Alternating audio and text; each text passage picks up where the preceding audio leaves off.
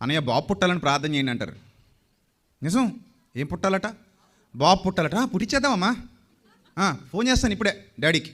Phone చేసామా, daddy ఈ అమ్మాయికి బాబునిచ్చే డాడీ అంటే ఇచ్చేస్తారేంటి? అయినా అది తప్ప కదా?